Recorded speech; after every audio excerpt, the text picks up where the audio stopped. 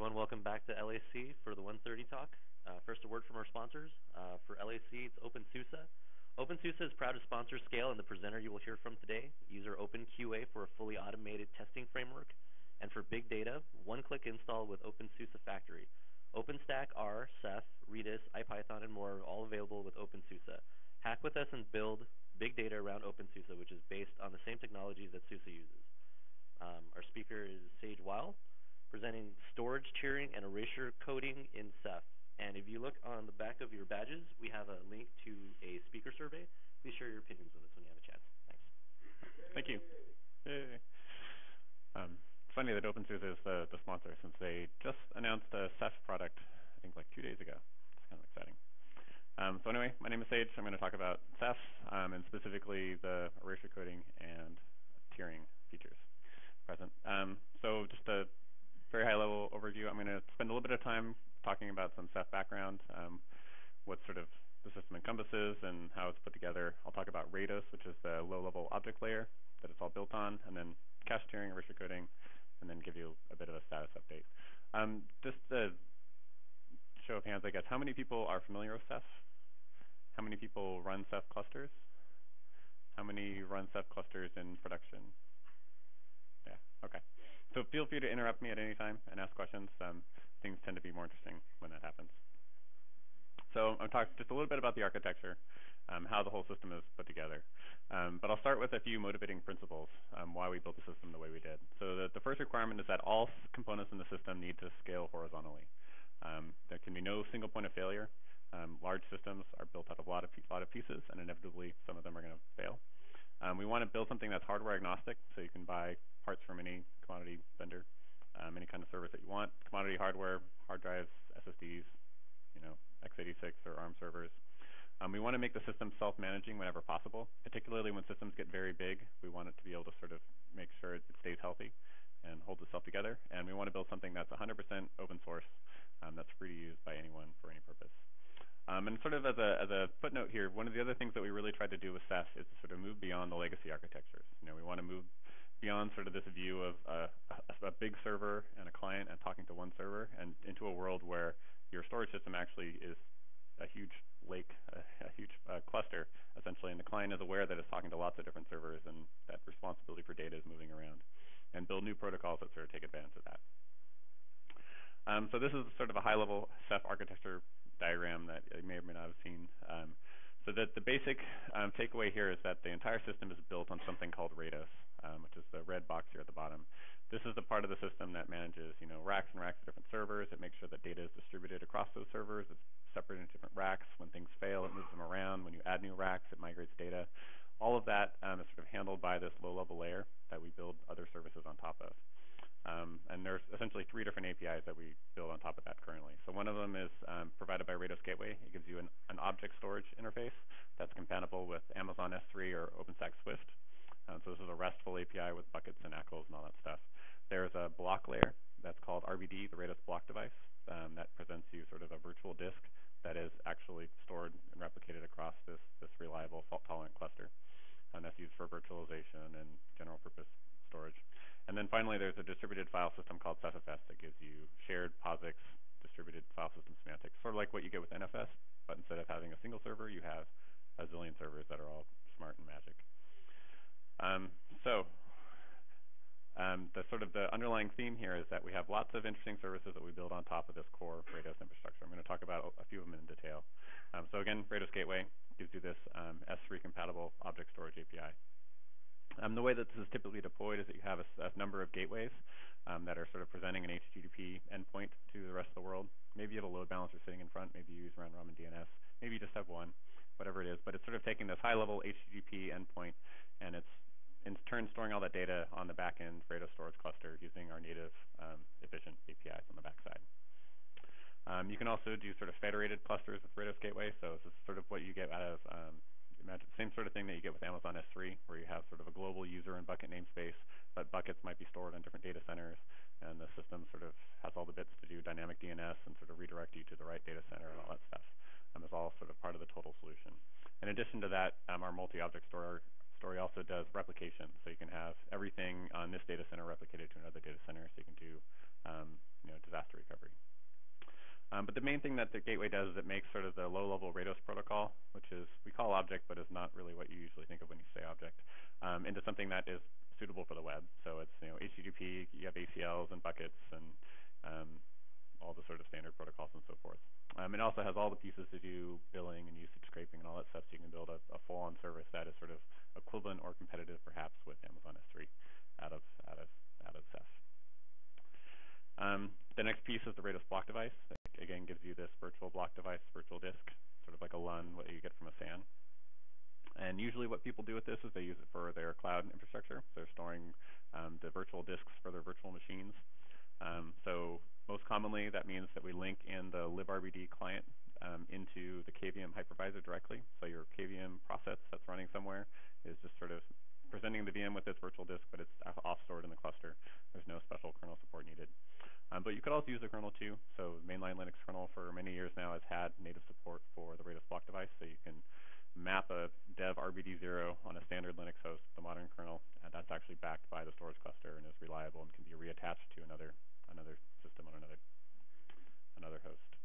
And it gives you a couple things. It takes a big virtual disk and it breaks it into smaller chunks and stripes them across the entire cluster, so you don't have sort of a busy disk bottlenecking on one server. You get read-only snapshots on a per-image basis. You have copy-on-write clones. You can have a master image that you efficiently clone for each virtual machine that you boot up. It's broadly integrated into QEMU, KVM, Linux kernel. There's iSCSI gateways with varying degrees of maturity, and it's well integrated in OpenStack and CloudStack and Nebula and Ganeti and all these sort of cloud frameworks, particularly OpenStack. That's where Ceph RBD is currently the most commonly used storage backend for OpenStack clusters. And there are some other things too, like incremental backups, so you can sort of have a disaster story deployed to another data center. And finally, the Ceph file system gives you, again, sort of a POSIX file system view. There's a whole new class of servers called metadata servers that manage all the POSIX file name stuff and load balance it and so forth. But then when you read and write file data, it goes straight to RADOS, straight to the server that actually is storing your data. So they manage the hierarchy, they do snapshots and all that complex stuff. But it's a dynamic cluster, so you can have one metadata server, you can have 100, you can have one active, passive, all that good stuff. But it's only needed for that shared file system if you use it. But all of this, again, is built on RADOS. So I'm going to talk a little bit about RADOS and how it works to give you some perspective, and then I'll talk about how the erasure coding and cache tiering fit into that. So RADOS provides sort of this lower level local interface to store objects. Each objects are logically grouped into pools. It's sort of a flat namespace. Objects can store bytes like a file. You can put attributes on them. You can also store key value data, although we won't really get into that here. But it's essentially a very rich API to store data in the cluster, and the cluster handles all the fault tolerance and load balancing, all that stuff for you. It's a strongly consistent system because we're building file systems and block devices on top, so it's very important that we're strong and consistent. So this is very different from something like Swift or S3 where it's sort of eventually consistent and loose in that sense. We use Crush for dynamic placing. We're aware of the cluster topology, all good stuff. And from an application that's using librados, talking to the cluster, it can view sort of the cluster as a black box. Like you have a very simple API that says store this object, and the client library figures out where it goes, and you really don't worry about that. And the cluster on the back end is doing all the smarts to make it work properly. There's sort of two pieces of all that. There are the OSDs, which is sort of the individual disk, essentially, that's storing a bunch of data. And you have tens, hundreds, thousands of these in a cluster. And they're not just serving up data, but they're also smart. They talk directly to each other and do things like migrate data around on the backside. And then you have monitors that are the central sort of coordinators that make sure that everybody's on the same page and doing the right things that they need to do. You have a small number, maybe 3 or 5 of these in a cluster, just making sure that everything is sane. They handle like authentication, that sort of thing. But they're not part of the data path. Typically, in a deployment, you have a rack full of OSDs. In reality, you have hosts. Usually a bunch of disks in those hosts.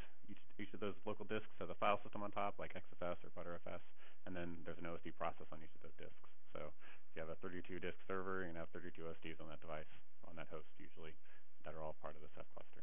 That's typically how it works. One of the key challenges in these systems is how do you decide where the data goes? And there are sort of a number of ways that you could do this if you just sort of come at it from first principles. If the application wants to know where to store an object, it could sort of, in the traditional mindset, you would have some metadata server or some index that says object foo is stored on server 12, and you'd go look up which server to go to, and then you go talk to that server. That doesn't scale very well when you start going to hundreds to thousands, tens of thousands of servers. And so sort of a better approach perhaps would be to sort of break apart the overall namespace and sort of into slices and put those on different servers. Here, an example, we take the first letter of the object and we slice it up. That actually doesn't work very well because you might have everything starting with A and it gets all skewed, and what happens when you add a new server and how do you balance things around. And so what we do in Ceph is sort of a two-stage hash-based approach. So in the first stage, we take this overall pool of 1 billion objects and we sort of hash the name of the object into a number of bins that we call placement groups. So this is a shard of the overall namespace. And then we use a special purpose algorithm called crush that maps each of those placement groups onto the set of servers that are responsible for storing it redundantly and safely. So in this example, if you look carefully, there are 2 copies of every placement group, so we're doing 2x replication. But it'll depend, as we'll get to later. But the key thing is that crush is a quick calculation. So there's a small amount of information that every node knows about who the nodes are and what the sort of data distribution strategy is. And then they can calculate where any particular object would be stored in the system. And everybody can agree on this, and so they can do sort of intelligent coordination about moving data around. And the other nice thing is that crush avoids failure devices. So sort of the inputs are the name of the object and the state of the cluster. And if that state changes, maybe a node is now down or has been failed, then it'll give a new answer for where that particular data should be stored. And it does that in a way that still obeys the overall constraints that I want 2 replicas on different hosts or whatever it might be in that particular situation. The other nice property with crush is that it's what we call declustered placement. So if you think about each of these placement groups being randomly mapped to a server, if you look at it from the other end and look at what's on a particular server, you might have 100 placement groups on one node. Each of those 100 placement groups is replicated on a different server. So when that particular node fails, the recovery is a whole bunch of 100 other servers copying to 100 other servers in sort of a massively parallel distributed way. And so you avoid the sort of the single disk bottleneck that you get with a RAID system or a mirrored system where one disk has to do all the recovery. Instead, we're spreading it around everywhere, and it happens in parallel and quickly. So crush is dynamic. It's a fast calculation. It's a stable mapping, so when you add new nodes to the cluster, only a small amount of data has to move around to maintain your invariance. And it's topology aware, so you can write policies that, I want 3 replicas in different racks. Maybe I want, some erasure code where they're in different hosts. Maybe I want 2 replicas in this rack and a 3rd replica in a different data center. You can sort of write these policies and it'll obey them in an efficient, generic way. And just a reminder, all of these things are sort of in the context of pools. So you have a pool is a logical collection of objects that's broken into these placement groups, and each pool can have its own distribution policy. So maybe this pool is 2x, maybe this pool is 3x on SSDs, maybe this one's going to be erasure coded, as we'll talk about in a moment. But this is sort of the volume-like concept in RADOS. So I'm going to start by talking about tiered storage, now that we've sort of done the intro. Are there any questions before we sort of get into the meat of it, or should I just dive in? All right. So tiered storage. So we're going to talk about cache tiering. And before we get sort of into what Ceph does, at a high level, there's sort of 2 ways that you can deal with caching. The first way and the simplest way, and the way that people have actually done in the past, is just to, within each OSD, instead of attaching an OSD to a single disk, you have a disk and an SSD, and you do some sort of tiering within each node. So you combine an SSD and a hard drive under each OSD, and you make local decisions about what the hot data and the cold data is, and you sort of do all of that sort of locally. And the nice thing is that this can happen entirely underneath Ceph with existing tools. There's like DM cache and Bcache and flash cache and all these block devices. They're even controllers. Most of your caching RAID controllers can do some sort of SSD caching too. And so you can actually do this without Ceph being aware at all of what's going on. You just have this sort of magic block device in the system that does all these decisions. The problem with this is that you sort of have to plan ahead when you're deploying a cluster how much cache you want, and you have to sort of figure out what that ratio of SSD to disk is ahead of time. And if you change your mind and you get it wrong, you have like every single node you have to go reconfigure and add a new SSD or something like that. So it's not the most practical way, but works. So the other sort of approach is to cache on totally different devices and totally different hosts.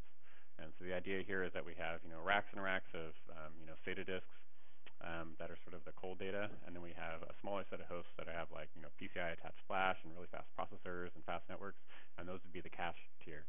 And then we'd have Ceph manage the migration of data between those 2 sets of servers and make everything work. And so that's actually what we're going to talk about here. So the basic idea here is that we have an application talking to RADOS. It could be RBD, it could be the RADOS gateway, it could be something that's natively using our API. And we have a pool in RADOS that's the cache. back it by SSDs. And then we have another pool that's larger, presumably. That's the colder data. That's the base tier that we call it.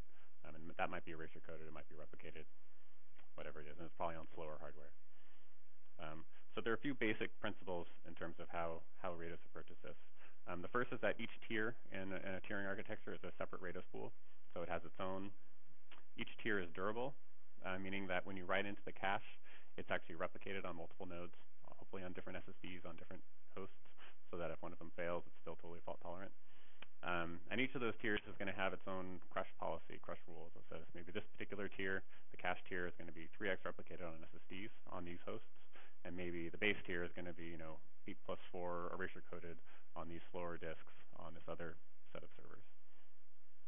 And the nice thing is that because we're doing all of this at the RADOS layer, and the librados has just enough smarts to understand what's going on with the tiering, everything that's built on top is totally unaware of what's going on. So that means that the gateway, the block device, the file system, any other third-party applications that are using that API, they don't know or care what's going on. They just sort of see the magical performance benefits, which is nice. So just, I'm going to sort of high level how the cache actually behaves. If you have a Ceph client, in this case it's a RADOS client, but it could be block or something on top. If it does a read, all those requests go to the cache tier first. And if it finds the object in the cache tier, in that cache pool, great, then it will return the result. That's a cache hit, and that's what you want. You want all your hot data to be on the flash. If it misses, it can simply proxy that read to the back end and actually do the read from there, and then send the reply back. And so you get sort of the slower performance, and there's a little bit of cost because you're going through this intermediate node, but it's not too bad. You put high-end nodes generally in that cache tier.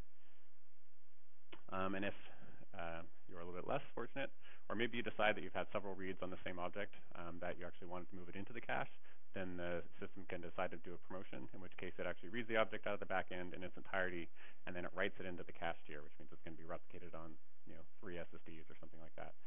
And from that point forward, then any other subsequent reads will be a hit from the cache.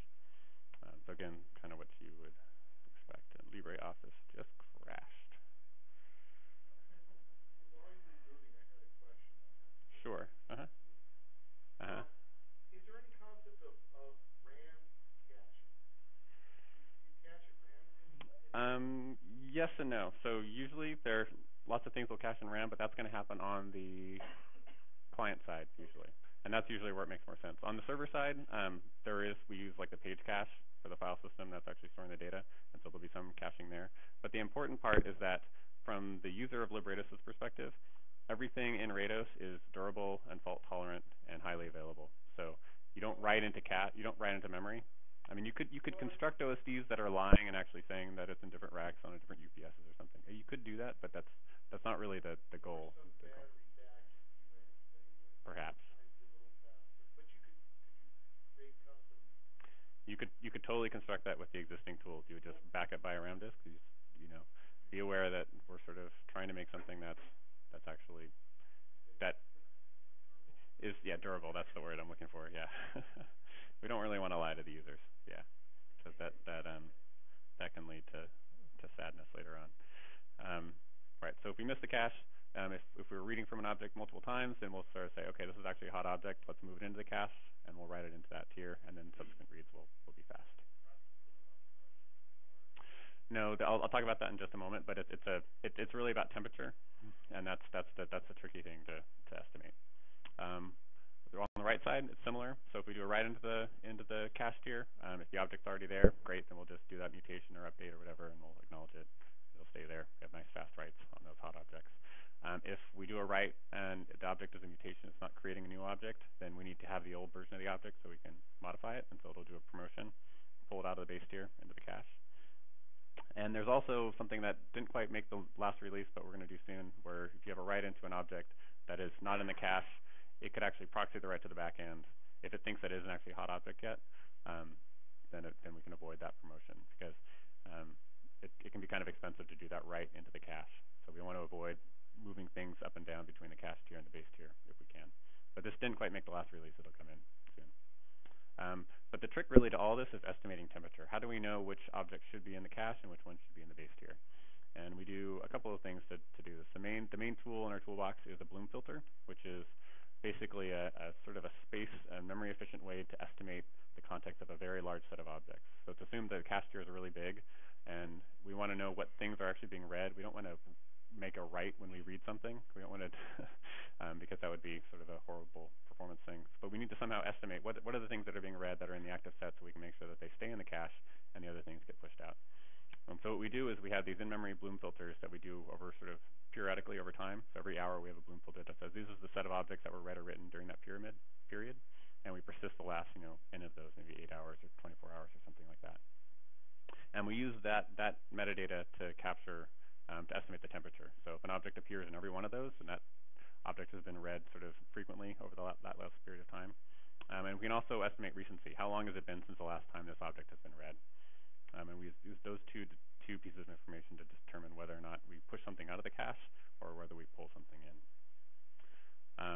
And then there's sort of in the background then, we have to make these decisions about whether we want to flush data that's in the cache that's been modified, flush it out to the base tier, and whether we want to delete it from the cache entirely because it's become cold.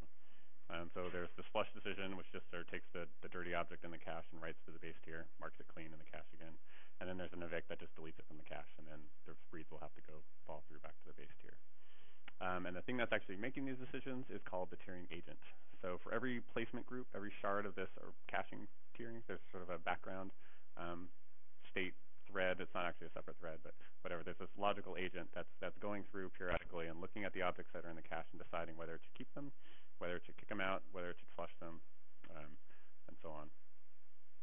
So you can set you can set a ratio of how much data in your cache you want to be dirty. So maybe you only want 50% of the data to be dirty in the cache, so that when there is pressure to delete stuff, you can actually delete things without doing the flush. And you can also set the size that you want the cache pool to become. Maybe you have this many SSDs on this many hosts, so maybe it's 100 terabytes. And so when it sort of approaches that size, then it'll start kicking stuff out. And it does it by looking at the distribution of those temperatures and sort of kicking out the things that are the coldest with the right ratio to sort of reach the steady state that it's going for. So that's sort of a high-level view of how things work. There's sort of some gotchas and caveats. So the first thing is that obviously the cache tier needs to be faster than the base tier, or else you're not really going to win anything. So when we do all our regression testing, we actually just run it all on disk, and so it's not meant to perform, it's just meant to torture the system. But in reality, you want to use SSDs or something nice and fast for the cache and something slower. Otherwise, the cache doesn't actually buy you anything. The other thing is that the cache tier is a tier in and of itself, and a write into the cache needs to be durable. So the cache tier itself is replicated.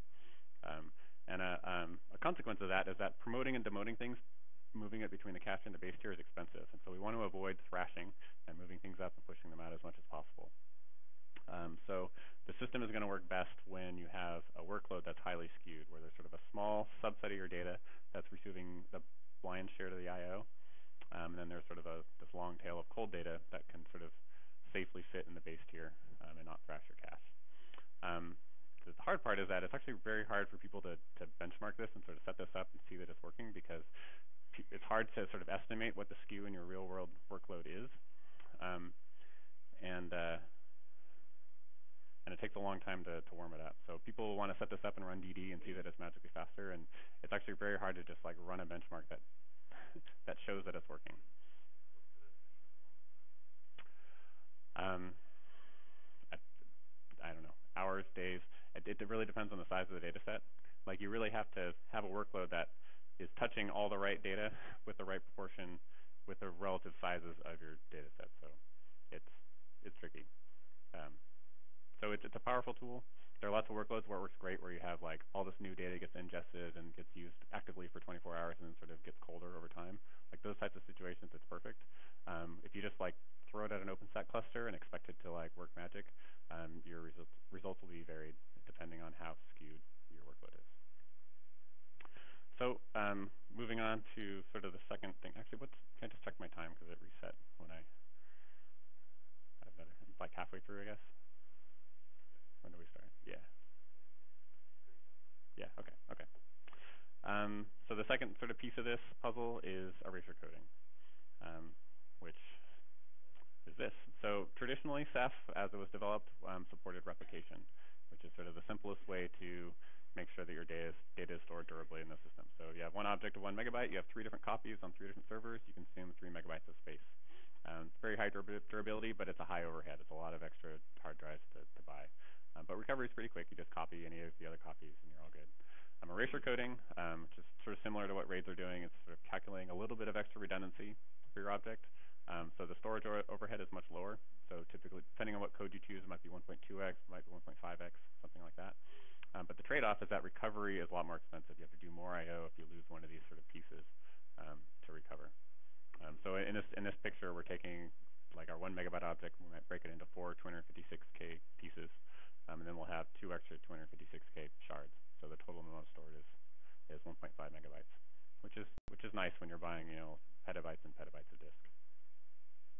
So the question is, how does RADOS manage this?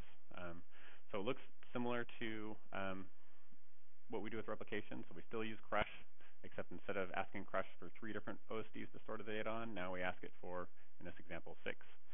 4 of them are going to store pieces of the actual data, and then those extra 2 are going to store the parity. And then each of these PGs kind of looks like this, and you have a bunch of PGs in the pool, and life is sort of the way it was before. Sort of looking at how an object gets translated into these little pieces on disk, you can imagine that if you have an object, you're essentially striping it across these 4 objects. So the 0, 1, 2, 3, these are the different stripes. Maybe it's like 4K chunks. And you stripe it across all these erasure code shards, we call them. Vertically, it's a shard, until sort of you get to the end, and we sort of logically pad it out to 0s when we do our parity calculation, and we store the extra chunks over on the side. Right. So as with erasure-coded pools, we use the primary OSD for each placement group to coordinate all of this activity. So it's basically the first OSD that Crush gives us is elected the primary, and that's the one that's making sure that everybody is sort of doing the right thing. So in the read case, the client will send the read to the primary exactly the same way it does within a replicated pool. In fact, the client requires no changes for this to work. Except the replica, or the primary, instead of having an entire copy of the object, is going to send off little messages to the other shards to gather up all the pieces it needs to satisfy that particular read. Pull them back, do the erasure code calculation, possibly if it needs to, or assemble the data, and then send the buffer back to the client for the reply. So the client literally doesn't even realize anything is different, but the primary is doing all the work. Similarly, on the right side, the client will still write to the primary OSD.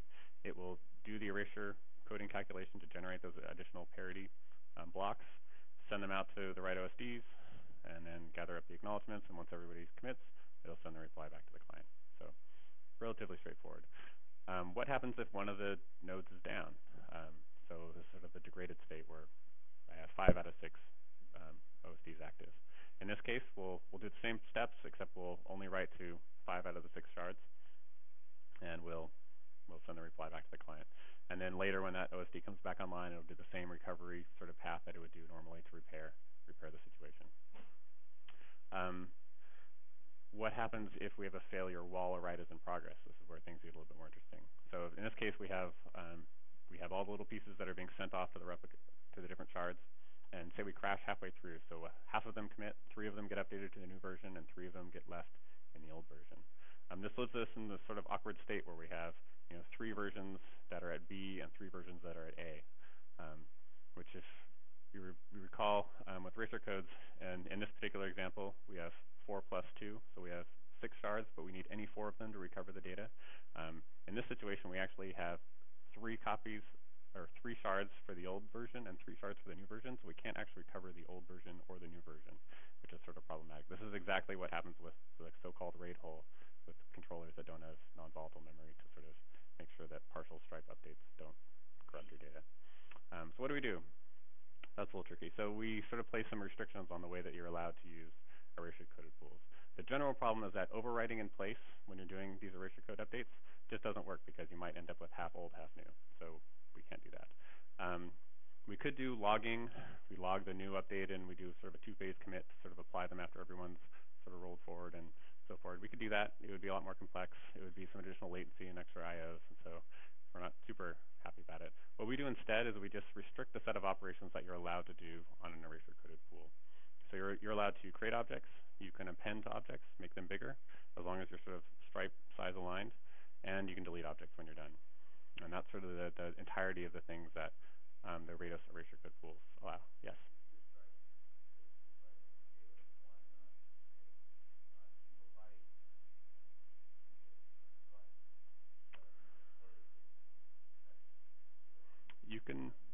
you can you can make your stripe size smaller. I think the libraries that are sort of CPU optimized to do the actual calculation are less efficient when you do that, but it could be done. I think the bigger issue is that if you do a small read, like say you're reading a 4K piece or whatever, if the stripes are big, then you can just get that one piece from that one shard that has that data and return it. And with the byte type situation, you have to get all copies and do some math in order to get the result. And so it's less, yeah. But in Ceph's case, the stripe size is totally tunable, so you can sort of choose the trade-off that makes sense. That's for your workload. So the key reason why we restrict the set of operations in this way is that all of these are operations that can be rolled back. So if we create an object and we have to roll it back from B to A, we can just delete it. If it's we're appending, we can just truncate off the new data that didn't get fully committed. And if we removed it, we sort of save the old version for a while before we delete it, so we can just take the old version of the object and swap it back into place. And sort of the other bits of the object, there's some attributes that we store on objects that are still fully mutable. Those we store in the log, so we have sort of a nice, safe place to put those, and they're safe.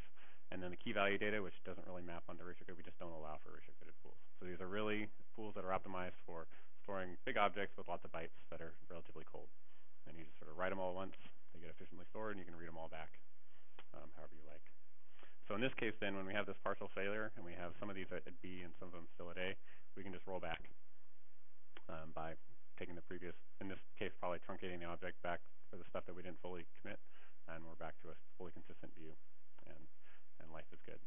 So again, we're sort of maintaining this invariant that we never lose data, right? We can tolerate any combination of failures. Yes. Yes, I'll get to that in just one moment. There's a reason why this talk is about erasure coding and cache sharing all at once. Right.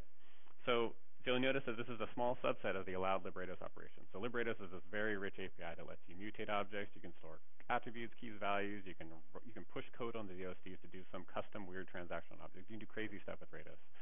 The erasure coded pools take a small subset of that. But it so happens that the things that we don't support for erasure coded pools are also the things that are just based on first principles are just really inefficient for erasure codes.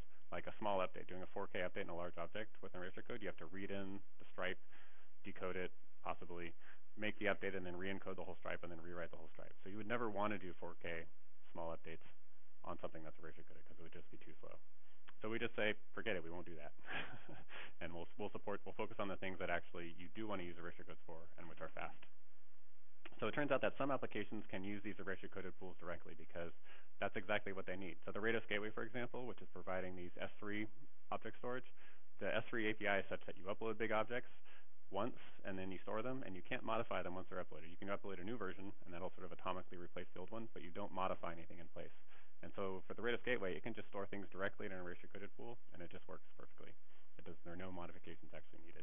There's a few things that we had to do to sort of make sure that the stripe size was aligned with the writes that RADOS gateway was doing, but like that's it.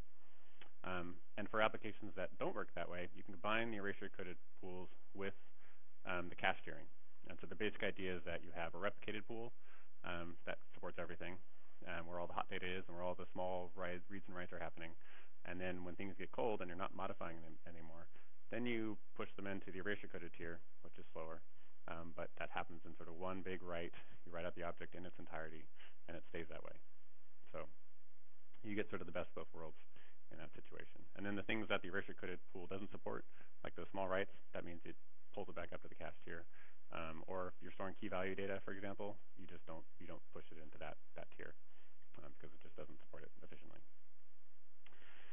So this sort of begs the question, perhaps, which erasure code actually should you be using? Which one did we choose? The way we approach this is that basically we don't care. We made a generic plugin interface that lets you plug in different modules to do different erasure coding strategies.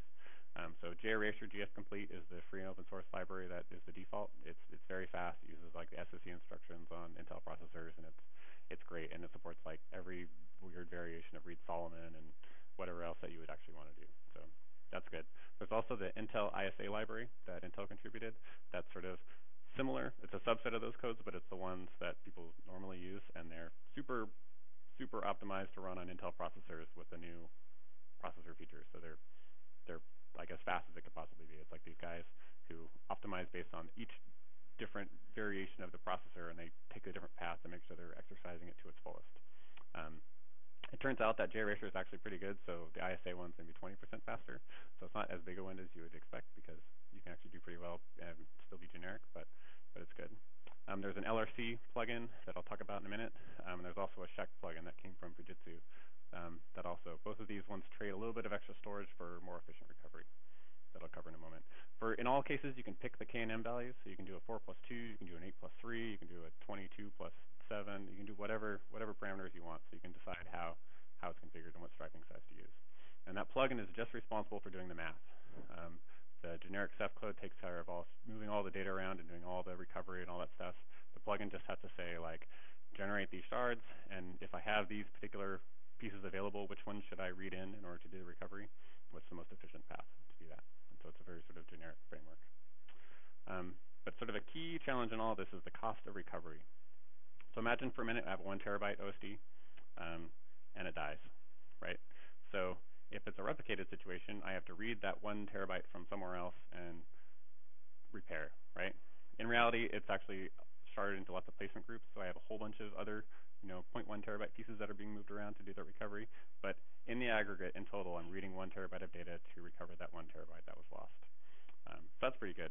The problem is that with erasure coding, if I lose that 1 terabyte disk, I have to read all the other shards that are sort of logically comprising the stripe, maybe 7 terabytes in order to reconstruct my 8 plus 2 code in order to rebuild that 1 terabyte. So recovery with erasure coding could be much more expensive. And at scale, if you have some certain rate of failure, then this can actually be problematic. You have to be able to sustain the background level of rebuild to repair around failed disks. So one of the ways to mitigate this is what we call a local recovery code. And this isn't sort of unique to Ceph. This is something that I think Facebook pioneered that they do in their big erasure coded Hadoopy thing, but we implemented too. And the basic idea is that you start out with, say, a 4 plus 2 code. So I have 4 data shards and 2 extra parity. And then I sort of group them into sort of subunits, and I add 1 additional parity that's sort of a local additional parity for just that subset of the blocks. So 1 and 2 gets A, 3 and 4 gets B, and X and Y gets C. And then if I have a single failure, if I lose only 1 shard, I can do just sort of this local repair, where I only have to read 2 terabytes for my 1 terabyte loss, do a local repair, and I can recover. If I have a multi-disk failure, then I have to use the full code and I have to read the whole stripe, so it's more expensive. But in the common case where there's a single failure, I can go much faster. And the way that you set up LRC, it sort of layers on top of existing code, and you can choose whatever parameter makes sense. So maybe it's like 8 plus 3, and I group it into groups of 4, whatever it is that makes sense for your trade-offs.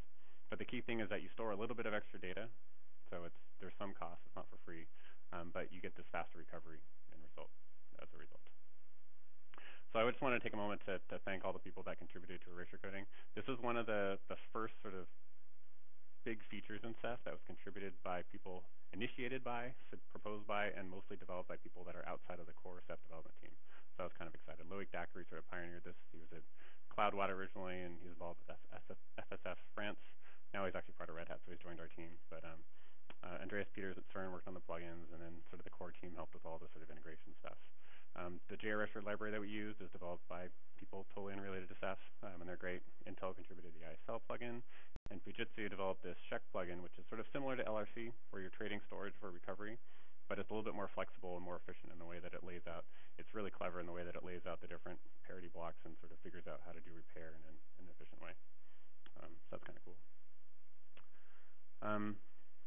So any questions on erasure coding before I sort of shift gears and talk about roadmap and where things are going? Yeah.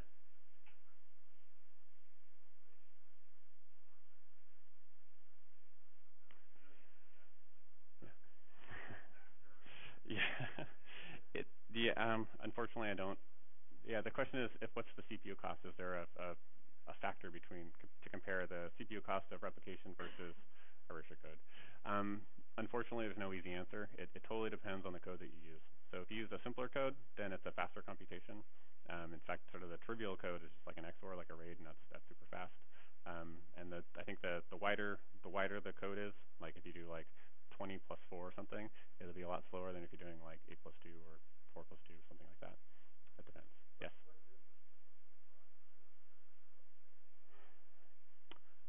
I think it really depends on your workload, right? It's how cold the data is. Like the colder the data is, the closer to deep freeze that you're putting it, you want to use the widest, like a really wide code because it's really space efficient. But it's expensive to read and to recover, and so you only want to do that when sort of it's colder data. I think common choices tend to be like 8+2 or 8+3. I think I see a lot, because then like 8+3 you can tolerate 3 losses. So that's better than erasure code. One of the nice things about erasure codes is they're more space efficient than replication, and the actual probability of data loss is way lower too. So they're actually more durable. They're just slower. So you want to sort of use them with the right data.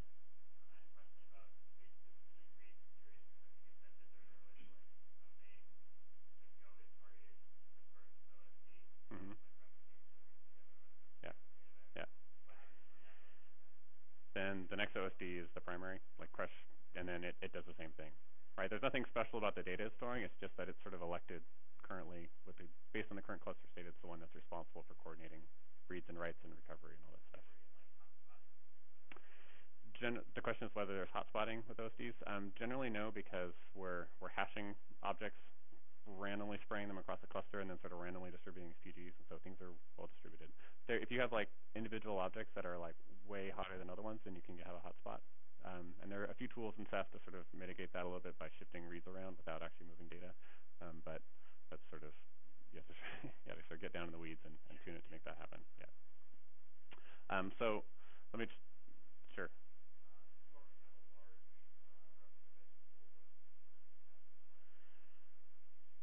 Right. So the question is, how do you migrate from a replicated pool to an erasure-coded pool? So if you have 2 petabytes already replicated, what do you do?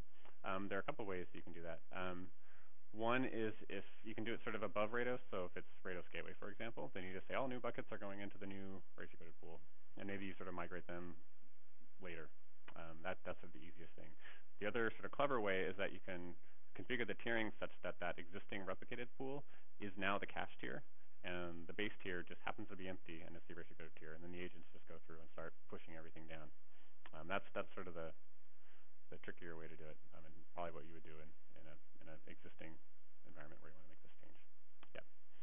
So a little bit about what's coming next here. So on the erasure coding side, we want to optimize the path for reads on the clients at some point. So we haven't done this yet, but usually the stuff that's in the erasure coding tier isn't actually being modified. Sending everything through the primary simplifies everything, and so that's mainly why we do it. But in most cases, you don't actually hit erase, and so you could just have the client do all the reads and then assemble the results locally. And if that fails for some reason, like there's a racing write, then it can just fall back to the old behavior. So that would be nice. There's ARM optimizations that are going to JErasure for sort of these low power. There are these awesome devices that are going to come soon, where it's a hard drive that has an ARM processor running Linux. And the Ceph OSD will actually run on your drive that's plugged into your Ethernet. You have no servers anymore. It's just disks in racks, which is pretty cool, but it needs to go fast on ARM. So that's coming. On the cache tiering side, the cache pools, we want to make better decisions about when to promote and demote because it's expensive. We want to make sure we have the right data in the cache tier. That write proxying thing that I mentioned before is coming. We also want to support different types of hardware. So we just think of SSD as faster and disk as slower. That's kind of oversimplifying things. In reality, you even have different kinds of flash. So some flash is sort of the cheap flash that is slow for writes and not as durable, and you have other flash that's really expensive. But often those two kinds of flash are equally fast to read, but it's just really the write profile that's different. So maybe you only want to pull things into the cache when they're written, but reads you like always proxy. And so supporting all these sort of different types of tiers and making sure that we're making the right decisions based on that is interesting. And then on sort of stepping back from cache tier specifically and just the overall tiering infrastructure, one of the key things we want to do is the ability to say, enable more complicated tiering architectures by saying that this object should be stored here, but I'm just going to have sort of a redirect that says, actually, I put it over there in this other object in this other pool. Maybe it's like a really cold pool that's like the 22 plus 8 erasure coded tier or something like that. Or maybe it's like off on a tape library, or maybe it's off on some other cloud storage servers or something like that, and integrate that into the system because that'll enable lots of other interesting architectures. There's lots of other ongoing work in the Ceph ecosystem. I'm sort of focusing on the RADOS features right now, but one of the biggest things that's going on is just people are really interested in performance and making Ceph go fast, particularly on flash. So the names here are like SanDisk and Intel and Samsung and Mellanox. Like all these people, like they sell flash and they want a sort of a scalable data center thing that's going to go super fast. So lots of great community contribution there. And we're also looking at new OSD backends. So today the OSD sits on top of a file system and a journal on top of a disk. It's sort of an old approach and implementation, and so we're sort of taking that internal abstract API that we implement and building a totally new backend that's like, what's a smarter way to lay out objects on a disk? And how can we leverage key value stores to their sort of use them what they're good for and use the POSIX file system for what it's good for and just be faster. So lots of work going on there. On the network layer, there's RDMA support that just went in, came from Mellanox. That's pretty exciting. And there's also a new network implementation that's event-driven instead of thread-driven. That's also seems to be faster, but they're still in the process of being stabilized. On the Ceph file system side, lots of work going on there, sort of more than ever, in fact. Mostly around consistency checking and FS check tools. Sort of the main blocker to people deploying CephFS in large production environments is knowing that there's a corruption or something they can go recover their data.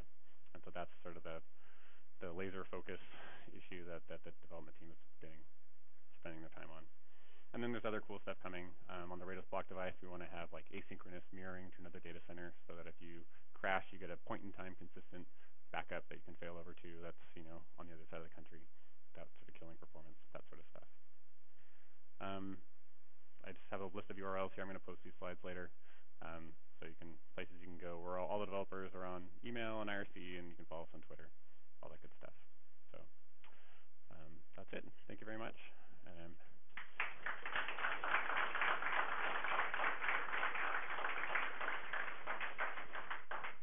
happy to answer any questions. Yes. So you mentioned there was some advancements in, I guess, or interest with faster media, but also you hinted a little bit at the interconnect stuff, right? Yeah. Because Mellanox has more interconnect yeah. media. Right. So can you talk more about that, or InfiniBand, or? Yep. So I mean, at one level, they're just totally independent problems. We want to push stuff over the network as quickly as possible, and so it's great for that. On the other hand, once you have the super fast network, if the storage is still slow, you need to actually make it fast too. And then there are also some sort of more exciting things where there's a lot of work in the non-volatile memory space. And sort of the ideal world is that the data comes screaming off the network, it gets written directly into non-volatile memory, and then Ceph is just sort of passing pointers around and never actually copying the data. And eventually we say, oh, this is stored, it's stored in this object, and we just sort of point to the memory. So we literally like never copy the data, and we get good performance. So that's sort of the end goal. But there are lots of things that need to happen to get there. RAM kind of by design is just another tier. Right? It could be, right. So it could be a tier within an OSD. So maybe you have a combination of NVRAM and flash and disks. It could be that you have just pure NVRAM nodes. So you're using like our cache tiering, and so you have all the hot data sitting in RAM and the cold data sitting, on disk or on flash or something like that. Yes.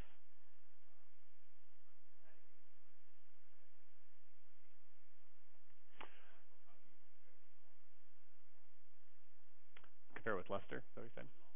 Yes. Okay. So the question is, have we seen Ceph in HPC environments, and how do we compare it to Lustre? Yes.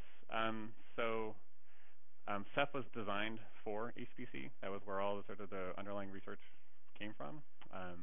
In practice, we haven't seen a lot of large deployments. Like the big supercomputing centers still focus on Lustre and not Ceph.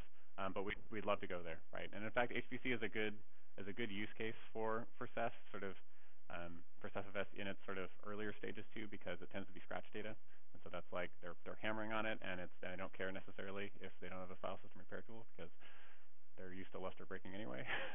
Sorry, maybe not, depending on how long they've been using it. Yeah. But I think it's also a little bit challenging because Lustre has been like relentlessly optimized for 10 years. And there's a lot of all these exotic networks, and there's a lot of work that's gone into that. And so it's hard for us to sort of, when it's not actually our focus, because we're mostly looking at sort of the other 99% of the market, to focus on those use cases.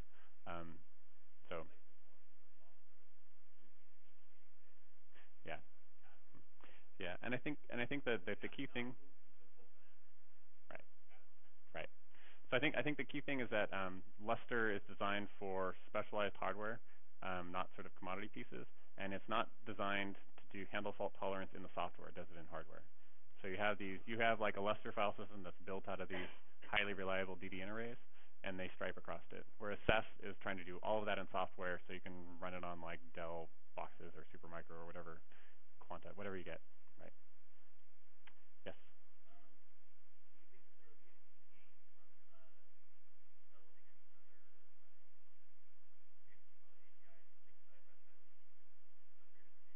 Mm-hmm. Mm-hmm.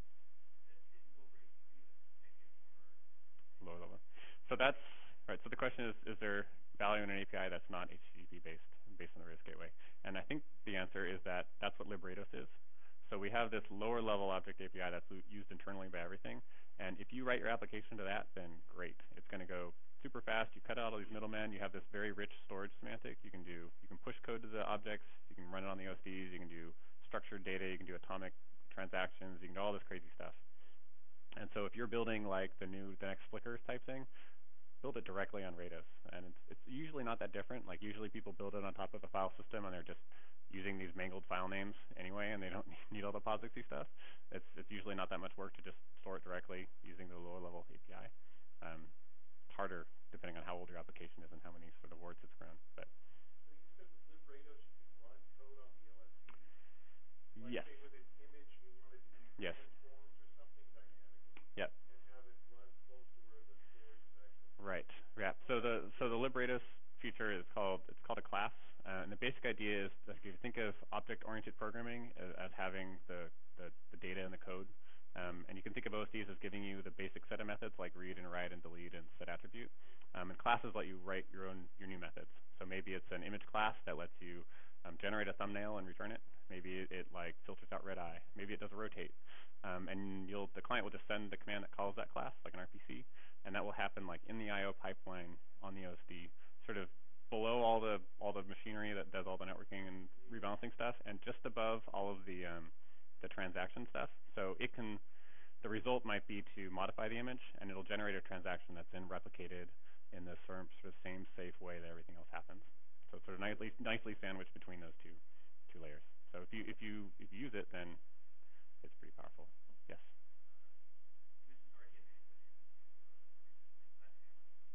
Yes.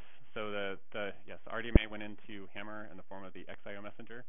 It's not sort of built into the release packages. It's not fully supported yet, but the basic functionality is there. And so Mellanox and this company Cohort FS, who are actively developing, are working on it more. But it's at a state basically where it's good for benchmarking and testing, and they're still sort of sorting out a lot of the issues. And they're working very closely with the Mellanox team who built this XIO messaging library to have all the features that they need to make this work. So it's great. It's an open source project, this XIO stuff, that is sponsored by Mellanox, but it's actually not specific at all to Mellanox hardware. So it'll work on any RDMA verbs stuff that you have. But it's pretty cool. It's very fast. Yes.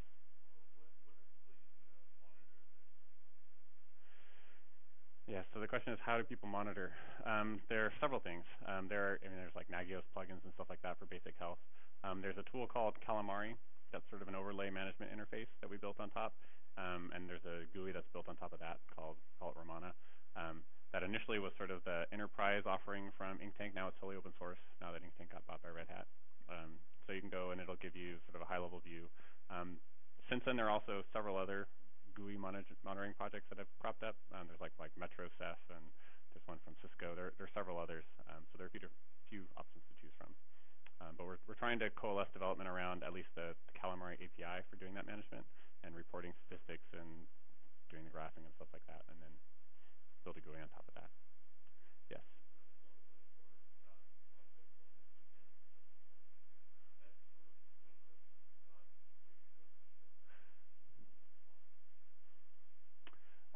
Yes and no. I think that if I know what you're referring to, the question is about T10 deployment. You're talking about doing an extra parity information on each block on the disk. So it's certainly valuable if we can get checksums from all the way from the client all the way to the disk and back again and verified. That's the end goal, and that'll still be important for replication certainly. Erasure coding, it's a little bit less important because you're going to validate it when you do the erasure to code, and we have some extra checksums that we can do. The challenge is mostly around the APIs and plumbing it through the POSIX file system that we're sitting on and so forth. So we do background scrubbing and we check checksums then. But what we don't do is if you have eventually, what most people are deploying an XFS, if you write an object, it goes onto the disk. If it gets flip a bit and you do a read, it's going to read from the primary.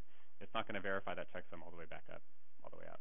And there's a lot of extra bookkeeping we would have to do to accomplish that. And things like T10 will help. But we're sort of trying to find the best interfaces and ways to do that. Yes? What about addressing the issue geographically streaming data fitting into like videos and Mm-hmm. keeping the view, or in the case of multi-master write situation, Yep. where you now distributed multiple master write. Yep. So the question is how we deal with geo-replication and moving data to the right geography to serve requests. That's something that the RADOS gateway builds on top of RADOS. So you would have different Ceph clusters, or maybe it's the same cluster but different pools that are in different geo-regions. And then the RADOS gateways are federated, and so they'll replicate. And right now they do active-passive, like master-slave. We're working on doing master-master, so you can write to any region and it'll figure it out. But that's one place for using the RESTful Object API where that would work. If you're doing something like block, because there's a sort of the strong consistency requirement, we can't do the sort of eventual consistency tricks that you can do with object storage. And so that's very hard to do. There are people who deploy Ceph across multiple data centers, like they're European and the opposite ends of the country are only a couple milliseconds, and so they just span a single Ceph cluster across those data centers, and it works. You get pretty good latency, and it's fine. For larger distances, that doesn't work. You have to do some sort of asynchronous replication. So one we're working on in the block layer to have an asynchronous mirroring thing, so you'll have a point-in-time consistent copy of your disk image, but it'll be seconds or minutes out of date. And if you have a data center failure, you can roll back and have something that'll immediately mount and boot up. And we'd like to do the same thing in RADOS at sort of the lowest level, so we capture all these use cases. But it's a very tricky problem because the goal is point-in-time consistency, and a point in time is difficult to define when you have thousands of nodes, and even like relativity and all. It's like just it's challenging, and so that's sort of what we're working through in order to how to provide that. So you can build it on top with as long as the APIs that you're using are sort of appropriate for what you're trying to accomplish. Yeah. Yeah. So for erasure encoding, what are good types of workloads? Like you mentioned, like the standard, I guess, OpenStack.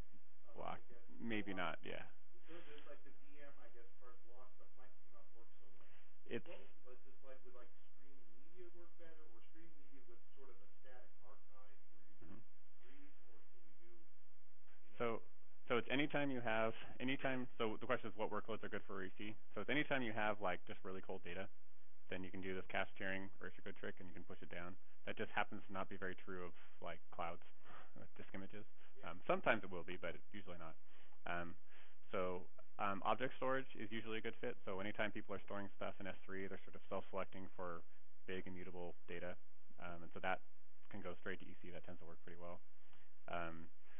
Streaming media is a good match. The trick with erasure coding is when you are doing a read, it's striped over more devices, and where it's replicated, it's sort of you can read from the first one.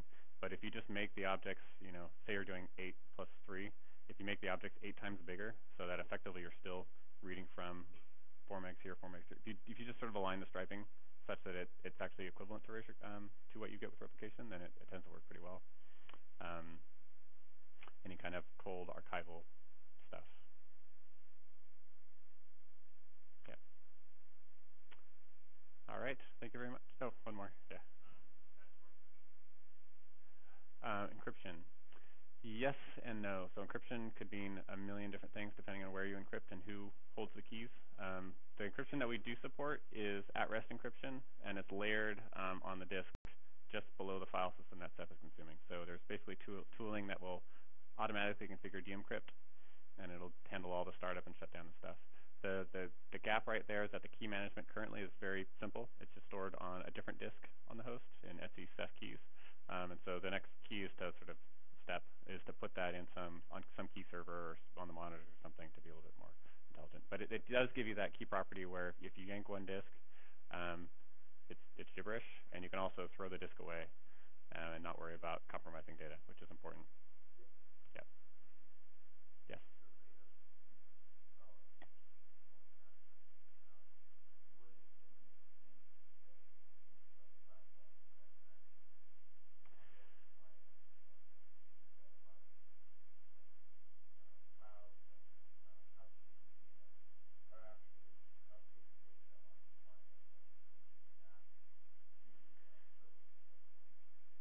Right. So the question is about sort of write back from the client and also different client platforms.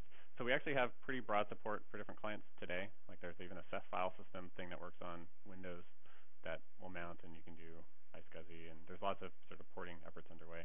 I think that's actually orthogonal to the question of whether it's safe to cache things on the client and then write them back.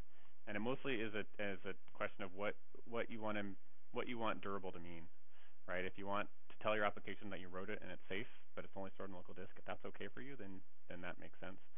Currently, nothing that's sort of within the Ceph realm is doing that right now because we don't want to confuse the situation. But there are lots of use cases where that does make sense. And so there's one of the things that we might do with RBD, for example, is allow for a write-back cache on the client side that maybe is shared between two hosts so that another one can replay it later. And that gives you, for lots of use cases, that's totally sufficient durability for whatever state you're doing. Or even having a write-back cache that's local and just make it so that if you crash and you lose it, what was written to the cluster is still point-in-time crash consistent. And so you'll lose some of your recent writes, but it'll still be mountable. That would also be pretty useful. So, all right, I think we're probably out of time, but thank you very much. I'm around afterwards.